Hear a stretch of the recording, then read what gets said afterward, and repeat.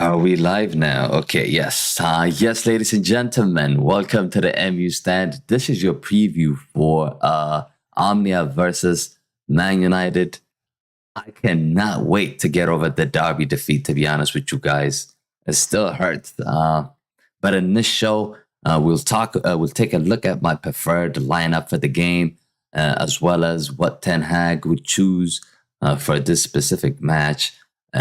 And also, we're going to talk about Cristiano's situation. Is he staying? Is he going? What do we need to do about him? Like, we can't just put him on the bench week in, week out. And we're paying him so much money, so something needs to be done here. We'll talk about that. And also, the predicted result. I mean, my prediction for the game. So, and so much more. So before we get started, guys, smash a like on the stream and subscribe to the channel if you guys are new here.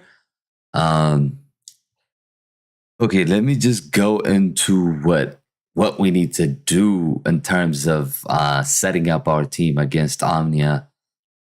Of course, Erik Ten Hag will have so much to consider when it comes to selecting starting 11 for the Manchester United's Europa League group stage match away from home. We head into Cyprus on Thursday in a couple of days. Of course, we lost our first match. In the past 5 matches, we lost one game, which is the one against Man City. The trip to Etihad, of course, was our first of 9 fixtures in the busy October. It would therefore be interesting to see which lineup Ten Hag would choose for when we actually take on Omnia. But this is the lineup I would go with. I would definitely start David De Gea in goal. I don't think we could disagree with that. Of course, he's received a lot of criticism from huge fans because of the result away from home against Man City. But I don't think we can actually blame him for those goals. Maybe his positioning wasn't right in a certain aspect, but overall, I don't think you can fault him for any of the goals that we conceded. At right back, I'll stick with Dalot. Some people might disagree with that. You would want maybe give Wan-Bissaka a minute here, but I would still just go with Dalot because I think Wan-Bissaka is not the future for the team. I think we need to get rid of him in January. And Erik Ten Hag definitely doesn't fancy him as well. He's yet to give him a solid minute in the team. So I expect him to leave in January. So we should just stick with Dalot for now. He's not that old. I mean, he can play 2-3 games in a row. And this is a huge game because we don't want to lose. We don't want to drop points. We already lost against Real Sociedad. So if we lose this one, we could be in trouble. So I think we need to somehow go with a strong lineup. And also, the confidence is really low at the moment.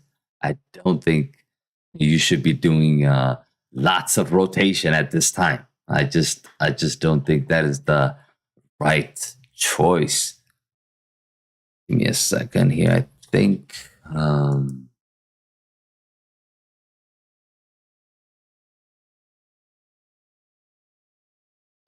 Okay, let me set this up. By the way, who do we have in the chat here? Business Idea, thanks for joining. Hello, Star 4. How's everybody doing? Okay.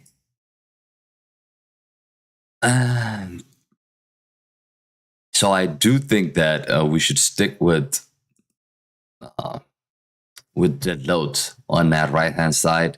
Lindelof comes in for me because the fitness of Varane is not quite. I mean, we're not quite sure if he's gonna make it. They said that he's not hurt that bad. I mean, he could play, but I don't think Erik Ten Hag would risk him in this match.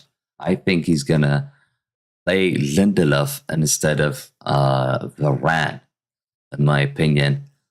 I don't want to see Maguire in the starting 11, especially now. I mean, the confidence is low. We don't want to just play dice with the team. So I think Lindelof should replace Varane and stay in that position. Martinez, of course, he's going to keep his position. We don't really have a replacement on that left-hand side of centre back. So he would continue to play. Malacia's performance against Man City was bad, but he's not by himself. He was 2v1 lots of the time. Sancho wasn't actually tracking back to help him out, but he was exposed in the Derby game. I expect Shaw to come in, not because Malacia played really bad. It's just that we need to give the kid a rest. He played a lot of games, so I think it's time to go with Shaw and give him some minutes. So Shaw starts on the left-hand side. In the middle of the park, of course, I've gone with Casemiro and Fred. That is, of course, a different look. We have not seen Casemiro and Fred play together, but I have actually seen them play like that in the Brazilian international team. So I think it would be a solid midfield to play Casemiro and Fred, because Casemiro could just shield the back four, and then Fred, he's so tenacious, he's so patient. I mean, he got speed. He could definitely win a lot of tackles. So I expect us to go with Fred and Casemiro and give us some different look than what we've been doing. I mean, for the past, I don't know, 4 or 5 games, we were just going with McTominay, Eriksen. The fact that he's going with that lineup is because we were winning games, but I don't think we were actually dominating games. It was the wrong lineup, but he didn't want to change the lineup because we were winning games. But I expect us to change the midfield, especially on the back of the loss of 6-3. He's definitely going to change the CDM position, and he's definitely going to go with Casemiro from the beginning, I reckon. And that's what I would go with as well. So Casemiro and Fred starts for me. And I want to try Eriksen in that number 10 role. I mean, we've seen him in the past play a deeper role.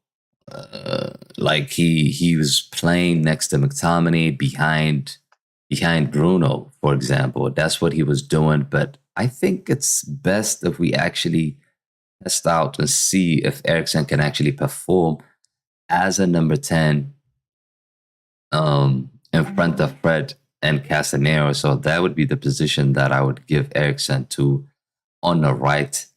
Anthony keeps his position.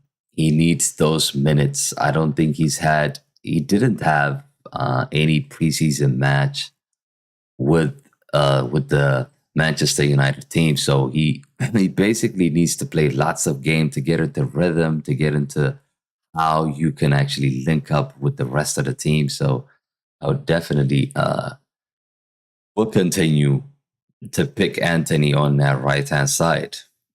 And of course, it's not like we have an option, right?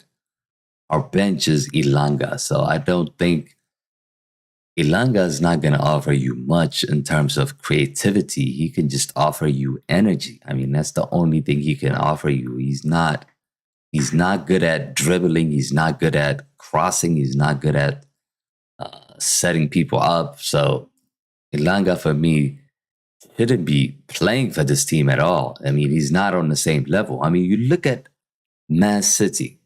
They had like Mahrez on the bench. I mean, our bench is Ilanga. So just think about it for a second. Like, that is the level that we're trying to compete with, basically. We're playing with the likes of Ilanga on the bench when they have loads of talent on the bench that can come in anytime and destroy teams. But That is a topic for another day, of course. But for the right position, I mean, right wing position, I would just stick with Anthony, give him some more minutes. Um, and on the left, I want to experiment something different here. Like, so far, we've just gone with Sancho on the left or Rashford on the left. I think we can play Martial on the left. We could definitely start Martial on the left. He can create chances for our striker, of course. He can also cut inside and score himself. He doesn't need lots of space. I think Martial would be an ideal player for that position in this game because you're not going to be doing much defending, are you? You're not going to be defending because basically Omnia probably going to play sit deep and play counter. They're probably going to set up the same way we were trying to set up against Man City. So they're going to set up very defensively, in my opinion. So we might not need a winger to basically track back every single time they attack. We can actually leave him up top with the likes of Anthony and Eriksen, and he could definitely cause damage in the game. And of course, up top, we have got to give Cristiano a chance. I mean, he has not started at the past 4 or 5 games, especially in the Premier League. Of course, he did play against Sheriff and he scored that penalty. But other than that, I think we have not given him enough minutes, in my opinion. And I think this game is a good game for him to start to actually gain his confidence. If he could get a couple of goals in this match, he could definitely improve his confidence going into the season. So I would go with Cristiano up top for this game. But this is what I think Erik Ten Hag would go with. So my preferred 11 is here. I just showed you here, but let's just take a look at what I think Ten Hag would choose for this game. So it's not gonna be this. I think Ten Hag might go if Maguire is fit. I think Ten Hag might go with Maguire here. That's what I think he's going to do. Probably he's gonna stick with these two. Fred hasn't had a lot of minutes, and also Casemiro yet to start a game. He's probably gonna go with this. And Anthony will keep his position. He's probably gonna rest Eriksen and go with, where's Bruno? Go with Bruno or Donny. So Donny van de Beek, I would have started him in that number 10 role if I know for sure he's going to start. But I don't know if he's 100%. I don't know if he's going to play this game or if he's fit to play this game. I'm not quite sure. But if he's actually fit, we could definitely play Donny van de Beek in this number 10 role for sure.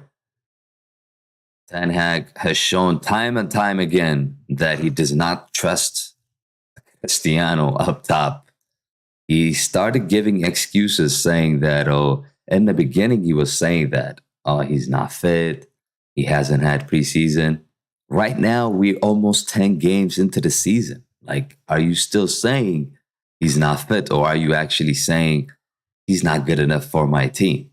Basically, he just got to come out and be honest about it. I don't think he should be lying in every press conference saying, he's not fit. Yesterday or the day before, he was asked why he didn't start Cristiano from the beginning. And he said basically, I didn't want to disrespect him. The score was 4-0. It really doesn't matter. Like, you should have started him, to be honest. I mean, to begin with, he should have started. he should have started that game. If you actually watched my preview, I said Rashford is not 100% for sure. And I said we should go with Cristiano because their back four will actually have something to think about. I mean, Rashford, all he does is running behind. That's the only thing he can do. But in terms of like presence, I don't think he's that good to be playing up top for a team like Manchester United. So Ten Hag has a big, big decision to make. He needs to decide either to keep Cristiano and start him or get rid in January. In my own opinion, I've seen enough. I think he should let him go. There are rumors actually talking about why Roy Keane actually came out and said,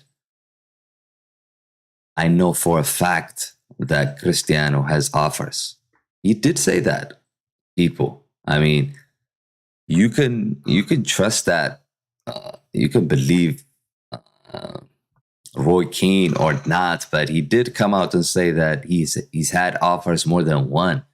So for sure, if that is the case, that means Manchester United actually decided to keep Cristiano. And that includes Ten Hag. I mean, Ten Hag should have said something. He should have said something if he wasn't going to use him. If he's saying we're not going to use him, then he should have said something about letting go Cristiano. But because at the moment he's just warming the bench, and you're paying him 500,000 per week, that's just ridiculous, in my opinion. So that needs to be resolved immediately. The sooner we resolve this, the sooner the team can actually get into some kind of rhythm and flow and out of those distractions. Every press conference talking about Cristiano. Is he playing? Is he not playing? Why is he not playing? Why is he not coming on? All that jazz is going to stop if we make a decision as soon as possible. So going back to what I think Ten Hag would go with, up top, Anthony Martial is going to play here. From what I have seen so far, he loves playing Martial up front. Ten Hag is just probably fancies Martial over any of our striker at the moment. Rashford was playing only because Martial was injured. I don't think Rashford was intended to play as a 9. So I expect us to play like this. On this side, I'm puzzled. I'm really puzzled. Not 100% sure, but he might decide to go with Elanga or where is Rashford?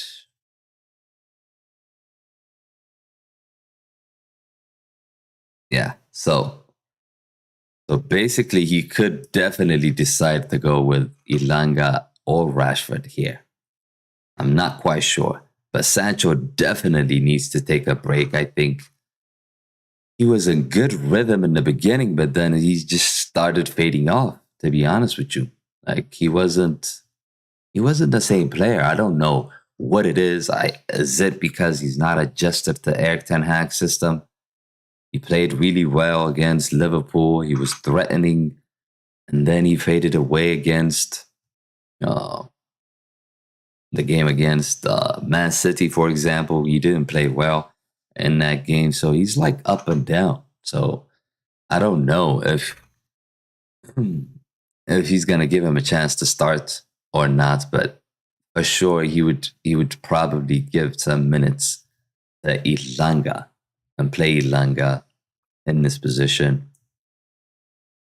This is the lineup that I think Erik Ten Hag will definitely go with.